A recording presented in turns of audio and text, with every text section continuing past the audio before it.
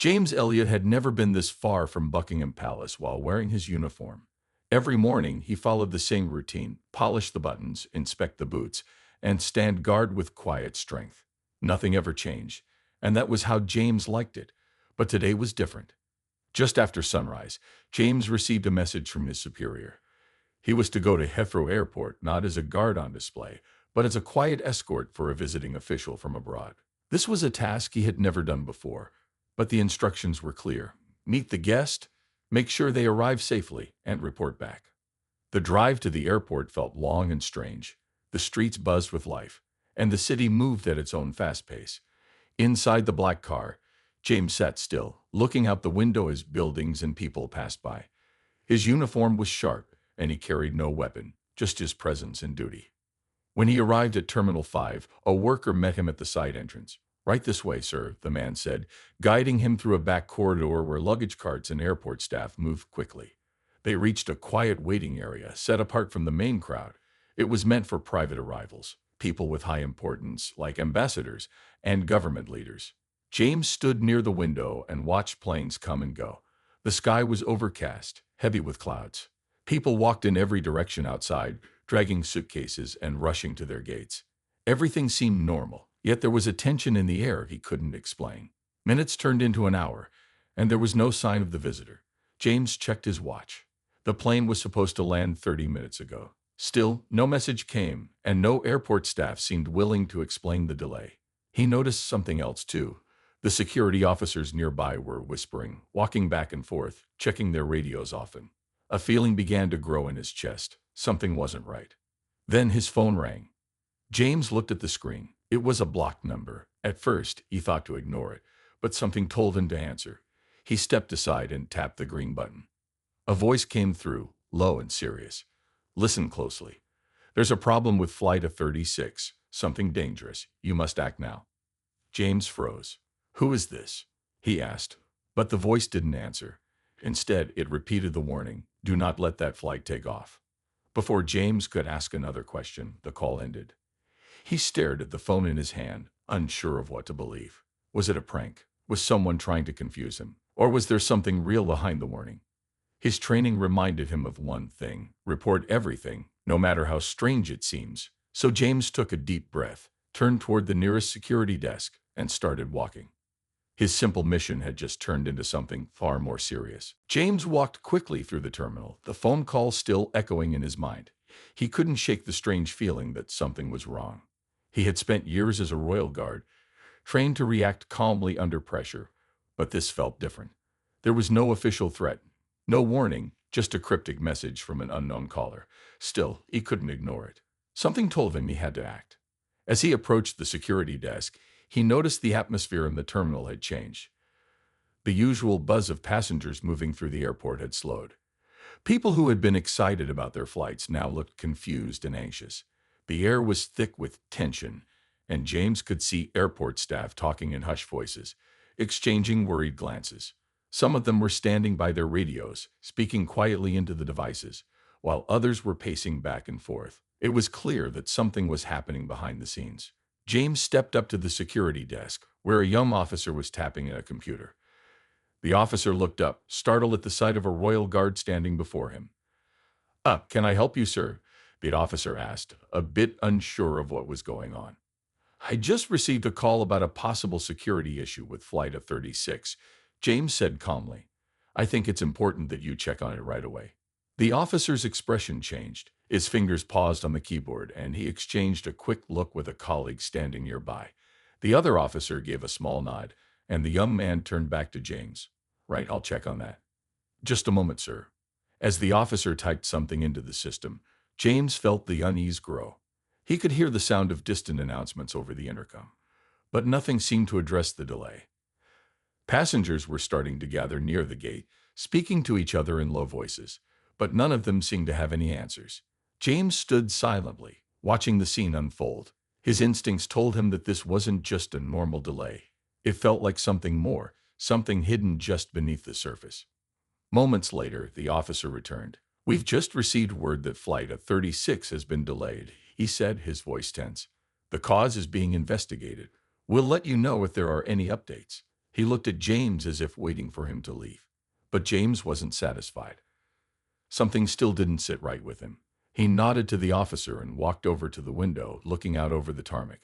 He could see the large plane that was supposed to take off soon, sitting still on the runway. It was a massive aircraft, its engines humming quietly as airport staff worked around it. The plane looked perfectly fine, but James couldn't shake the feeling that something was off. Then he noticed it, one of the staff members standing near the back of the plane, speaking urgently into a radio. His eyes flicked quickly from the plane to the other workers around him, clearly trying to hide his concern. A cold feeling crept up James's spine. This wasn't just a delay. Something was happening, and he had a bad feeling that it was much bigger than he could have imagined. He turned back to the officer at the desk, ready to ask more questions. But before he could speak, the phone in his pocket buzzed again. James's phone buzzed again, cutting through the tension that had built up around him. He quickly reached into his pocket, feeling his heart race. The number on the screen was still blocked, and for a moment he hesitated. The first call had been strange enough, and now the voice on the other end could be anyone. But his training kicked in. He couldn't ignore it. Not when things seemed to be spiraling out of control. He stepped away from the bustling security desk, moving to a quieter corner of the terminal. The sound of footsteps, chatter, and announcements faded behind him as he answered the call. "Hello," he said, his voice steady, though his mind was already racing. The voice on the other end was low, cold, and firm. "You're still at the airport. Listen closely. There's a serious risk with Flight of 36. You need to stop it from taking off, no matter what." James's grip on the phone tightened. The warning was even more urgent this time, and the voice didn't offer any more details. "Who is this?" James demanded, his tone sharper now, but the caller didn't respond. "You don't have time to ask questions." The voice continued, "Get to that plane and stop it from taking off. Do not let it leave the ground." Then the call ended, just like that, cut off without a chance for James to reply or ask for more information. He stood still for a moment, his mind trying to piece together what had just happened. The urgency in the caller's voice was impossible to ignore, but it left him with more questions than answers. Why would someone make such a cryptic call? And why was it about Flight of 36? James took a deep breath, trying to calm the nervous energy that was building inside him. He had to act fast, but the situation was already becoming more complicated. As he turned back toward the security desk, he saw that the officer was still watching him, waiting for something. James knew he had to take charge. He couldn't waste any more time. He walked briskly to the desk and addressed the officer in charge. "We have a serious situation," James said, his voice clear but urgent. "Flight of 36 is not just delayed. There's a security concern. I need you to alert the authorities immediately. We cannot let that flight take off." The officer blinked, looking taken aback by the sudden shift in James's tone. "Sir, we're already aware of the delay," he said, but James could see the uncertainty in his eyes. "It's being handled." "It's not just a delay," James insisted, stepping closer. "There's a threat to that plane. You need to take it seriously." The officer hesitated, clearly unsure of what to do. But James could see the doubt in his expression, and he knew he had to push harder. "Please, this isn't a drill. You have to call the authorities and stop the plane from taking off. Right now." Finally, the officer nodded, his face pale. "All right, I'll call. Stay here." He hurried off, his radio already in hand, while James stood still, waiting. His thoughts were racing. He knew he had done the right thing, but the weight of the situation was heavy. This was no longer just an airport delay. Something serious was happening, and James was in the middle of it. James watched as the officer rushed off, his footsteps echoing through the terminal. The tension in the air seemed to grow heavier with every passing second. Passengers milled about, unaware of the escalating situation behind the scenes. Some looked at the departure board, impatient for news, while others spoke to airport staff, trying to figure out why their flights were delayed.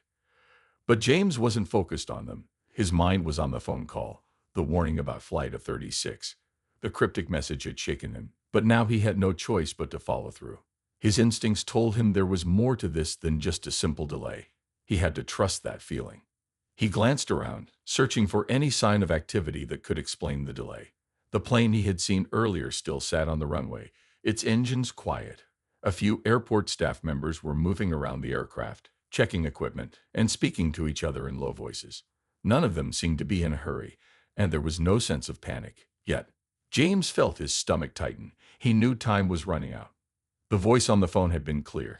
Stop the plane from taking off. But how? He wasn't trained to deal with threats like this. His job was to stand guard, to be a symbol of stability, not to manage an emergency like this one. He started walking toward the gate where Flight 36 was scheduled to depart. He had to see the plane for himself. He needed to know if there was any immediate danger. As he moved through the terminal, he passed more airport staff, all of whom seemed preoccupied with their tasks. No one seemed to notice the Royal Guard walking with purpose toward the restricted area. He couldn't afford to be seen as just another passenger now. He had to act fast. When he reached the gate, James saw the plane up close. It looked ordinary, just another commercial flight. But there was something about the way the ground crew was moving around it that felt off. They were working quickly, but without the usual calm precision that he had seen on other flights. It was as if they were rushing to complete their tasks, not taking the time to check every detail. James moved closer to the aircraft, trying to stay out of sight. He could see one of the crew members on the ground talking into a radio, his voice tense. Another worker was pushing a cart filled with luggage, but the speed at which he moved didn't seem right. It felt like they were trying to finish as fast as possible, not worrying about any safety checks. He approached a staff member who was standing near the entrance of the plane. The man was wearing a headset and speaking to someone on the other end. James stepped forward and cleared his throat. "Excuse me," he said quietly, trying not to draw attention. "Is there something wrong with the plane?" The staff member looked up, startled. He quickly adjusted his headset and gave James a nervous smile. "Everything's fine, sir," he said, though his voice lacked confidence. "Just some routine checks. Nothing to worry about." But James wasn't convinced. The man's body language told him that something wasn't right. James' instincts were screaming at him that the situation wasn't normal. His heart raced, and for the first time since arriving, he felt a wave of uncertainty. What was going on here? Why was everyone acting so strange? He had to get answers, and he had to get them fast. James stood there just a few steps away from the plane, watching the staff work with urgency. The sound of the radio crackling, the hurried footsteps of the workers, and the constant chatter over headsets created a sense of growing panic. Despite the staff's calm faces, there was an unmistakable tension in the air. James' instincts told him that something was wrong, something he couldn't yet put his finger on. As he took a step forward, one of the ground crew members caught his eye. The man was staring at him for a moment, his face pale and uneasy. James didn't wait for the man to say anything. Instead, he spoke first, his voice firm but low. "What's going on here? Why are the staff moving like this?" The crew member hesitated, looking around as if searching for an answer. But before he could speak, another staff member walked over, interrupting their conversation. The new worker's face was tight with stress, and his voice was almost frantic. "Sir, we need to clear this area. Now, please step away from the plane," he said, a nervous edge in his tone. He glanced at the workers, his eyes darting back to James. "It's a security issue. We'll handle it." James wasn't fooled. The staff member's words were a clear sign that something had gone terribly wrong. The urgency in his voice told James that whatever was happening, it wasn't just a routine problem. It was serious. Without thinking, James stepped back from the plane, but he didn't move away from the area completely. He couldn't. His training as a Royal Guard told him to protect and observe. Something was going to happen, and he needed to be there to understand it. As the moments passed, more airport staff began to gather. A few of them looked nervously at the plane, and several others were on radios, speaking in hurried, low voices. There was a sudden wave of confusion as airport personnel seemed to move into action, checking documents, talking to each other in hushed tones, and scanning the area for any immediate threats. The tension in the terminal was now palpable. Passengers in the waiting area looked around, sensing that something wasn't right. Some began to ask questions, but the staff at the gate gave them no answers, only telling them that there was a delay. But as the minutes passed, it was clear this was more than just a minor delay. James's phone buzzed again, breaking the quiet chaos around him. He pulled it from his pocket and saw that the number was blocked again. He answered immediately, hoping for answers. "You're wasting time," the voice on the other end of the line snapped. "Flight 36 cannot leave the ground. Stop it." The voice was the same as before, cold, urgent, and demanding. James's heart raced. Whoever was behind this wasn't giving him much room to act. They were forcing his hand. He looked around the area, trying to make sense of the situation. The crew seemed to be in a state of panic now, as more airport security began to move toward the plane. James realized that the situation was far bigger than he had imagined. The small crowd of passengers waiting nearby was becoming restless, but no one seemed to know why their flights were delayed or why security was tightening. Something was happening, and James was at the center of it. But what? Why had he been called here? And what did all of this mean for the flight? His mind raced as the seconds ticked by, the urgency of the phone call still fresh in his mind. There was no time to waste. He had to act fast. James's heart pounded as the seconds ticked by. His thoughts were racing, and the pressure was mounting. Whoever had called him was insistent, and he couldn't ignore their warning any longer. His training had taught him to stay calm under pressure, but even he was beginning to feel the weight of the situation. This wasn't just about a delay anymore. It was about stopping something before it was too late. He glanced at the staff members moving frantically around the plane. Their hurried movements had now turned into clear panic, and he could hear the faint sound of sirens in the distance. Something was happening, and it was spiraling out of control. It was as if the entire airport had shifted into high alert, but no one had given a reason why. The phone call had been clear. He had to stop Flight of 36 from leaving. But how? What could he do alone? He wasn't part of the security team, and this was outside of his responsibilities as a royal guard. But something told him that no one else was going to take action if he didn't. He couldn't stand by and watch. James took a deep breath, scanning the area once more. He could see the plane clearly now, with a line of airport security standing guard near the gate. There were no visible threats, but the tension in the air was undeniable. This wasn't just a routine security check. Something wasn't right. He had to act.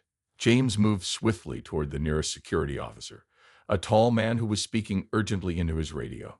The officer didn't notice James' approach until he was almost right next to him. "Excuse me," James said, his voice calm but urgent. "I need to know what's going on with Flight of 36. There's a serious issue, and it's not just a delay." The officer turned, his face tight with stress. "Sir, we're handling it. Please step back." He gestured toward the area behind him where other staff members were working quickly. But James didn't step back. Instead, he took a step forward, his gaze steady. "You don't understand. Something's wrong. You need to stop the plane from taking off. It's not safe." The officer's eyes flicked nervously to the plane, and then back to James. He seemed torn, unsure whether to trust this unexpected warning. The radio crackled, and a voice on the other end spoke quickly. The officer nodded, his face growing paler with each passing moment. "You need to come with me," the officer said, his voice quieter now. He turned and motioned for James to follow. As they moved toward the restricted area, James felt a surge of relief, but it was quickly replaced by more uncertainty. What was really happening? Who could be behind all of this? The officer didn't explain much, but the urgency in his actions told James everything he needed to know. They reached a small security room just behind the gate. The officer opened the door and led James inside. Several more security personnel were gathered around a set of monitors, their eyes focused on the screens. One of them looked up as James entered, his face grim. "We've just gotten a report," the officer said. "There's a potential security breach on Flight of 36. It's been flagged. We're doing everything we can to contain it." James felt a chill run down his spine. This wasn't just a delay. It was something far worse. He needed to know more. Now, the room was tense, filled with the low hum of the monitors and the sharp beeping of radios. James stood at the doorway, his mind racing. The security personnel were gathered around the screens, watching intently. The officer who had led him there stepped toward the desk, speaking in hushed tones to one of the other officers. James could see the stress on their faces, the worry that had been creeping in ever since the situation had begun to unfold. "What's going on?" James asked, his voice steady despite the rising pressure. He needed answers. Answers that made sense. One of the officers looked at him, her face pale but determined. "We've just received intelligence that Flight of 36 might be carrying something dangerous," she said quietly. "We don't have all the details, but it's enough to make us take action." James's heart skipped a beat. "Dangerous? What do you mean?" The officer didn't respond immediately, but another officer beside her, a man with a serious expression, stepped in. "There's a risk, but we don't know exactly what we're dealing with. It could be a threat to the safety of the passengers, or it could be something else entirely. We were waiting for the authorities to confirm it." James glanced at the monitor where the plane was visible, still parked on the tarmac, surrounded by airport security. The image was grainy, but he could see the workers moving about in the background. They had stopped working with the same relaxed attitude, now more frantic, rushing to finish their tasks as quickly as possible. It only confirmed the sense of urgency he had been feeling. "So, what do we do now?" James asked, unable to hide the growing sense of concern. "Are you going to stop it from taking off?" The officer turned toward the monitor. "We're doing everything we can," she replied, her voice tight. "We've called in a special response team. They're on their way. But we can't delay the flight much longer." James' mind raced. Every moment counted. The more he thought about the situation, the more he realized how much bigger it was than he could have imagined. Someone was clearly trying to prevent something from happening, but who and why? The idea of a hidden threat on board the plane sent a chill through him. He couldn't let it take off, not without knowing what was truly at risk. He stepped forward, his resolve hardening. "We can't wait for the team to arrive. We need to act now." The officer looked at him, surprised. "What do you mean?" James glanced around the small room, then back at the screen showing Flight of 36. "If we don't stop the plane from leaving now, we might never have another chance." There was a moment of hesitation before the officer nodded. "Okay, we'll need to get permission from the higher-ups, but if you think it's that urgent, we'll do what we can." James didn't wait for more. He moved toward the door, ready to take action. There wasn't any time to lose. Every minute that passed could be the difference between stopping a potential disaster or watching it unfold. As he stepped out into the terminal again, he saw the growing crowd of passengers, some still waiting by the gate, others talking nervously among themselves. He knew what he had to do now. The flight had to be stopped before it was too late. The tension in the terminal had reached its peak. Passengers were becoming more anxious as the minutes ticked by. The confusion and uncertainty in the air were palpable. James stood in the middle of the crowd, his heart pounding in his chest. He could feel the weight of the decision he was about to make. Everything depended on his next move. The officer who had led him to the security room had left to speak with higher authorities, but James couldn't wait any longer. The situation was becoming critical. The plane, Flight of 36, was still on the tarmac, and every second that passed could be 1 second too many. James looked around, searching for any sign of the response team or further instructions. But the airport had become a flurry of activity. More security personnel had arrived. But no one was acting with the urgency he felt inside. It was as if they were all waiting for confirmation, waiting for someone else to make the decision for them. He couldn't wait. This wasn't just about following procedures anymore. The stakes were far too high. James made up his mind. He had to take action now. He turned toward the gate area, where the plane was waiting. The workers had stopped moving, their faces showing the same uncertainty that was sweeping through the terminal. Everyone was just standing still, as if frozen, waiting for the situation to unfold without truly understanding what was at risk. With determination, James walked toward the plane's boarding bridge. He knew that his actions would draw attention, but he didn't care. He had to act. He reached out and stopped the nearest security officer. "We need to stop that plane from leaving," James said, his voice firm. "Now." The officer looked at him, clearly surprised by the urgency in James's tone. "Sir, we've been instructed to stand by. We're waiting for the all-clear from higher-ups." James shook his head. "This is bigger than waiting for instructions. You don't understand. There's a serious threat on that plane. We can't afford to wait." The officer hesitated, looking at the plane and then back at James. He could see the conviction in James's eyes, but it was clear that the officer was torn between following protocol and taking action. After a long pause, the officer finally nodded. "Okay, I'll make the call," he said, turning to walk toward the radio. James didn't wait to see if the officer would follow through. He knew he couldn't rely on anyone else to make the decision. He had to take matters into his own hands. He moved closer to the plane, walking briskly, and with purpose. The plane, a 36, stood there, motionless and ominous. The workers were still standing near it, their eyes darting around nervously, unsure of what was going to happen next. As James approached the plane, he saw airport staff moving toward the stairs leading up to the aircraft. The moment had arrived. He knew he couldn't let the plane take off without knowing what was really going on. With a deep breath, he stepped forward, blocking the path of the crew member who was about to board. "Stop!" James called out. "This plane is not taking off." The crew member stopped in his tracks, looking at James with wide eyes. The tense silence that followed was broken only by the distant hum of the airport. Everyone seemed to be holding their breath, unsure of what would happen next. Finally, the officer who had gone to make the call returned, his face grim. "You're right," he said quietly. "We've received confirmation. We got a serious security situation. The plane will be grounded." Relief washed over James, but the weight of what had just happened still hung heavy in the air. They had stopped the flight. For now, they had bought themselves time. But he knew this was far from over. The truth of what was happening would come out, and they would have to face it head on. For now, though, they had won a small victory.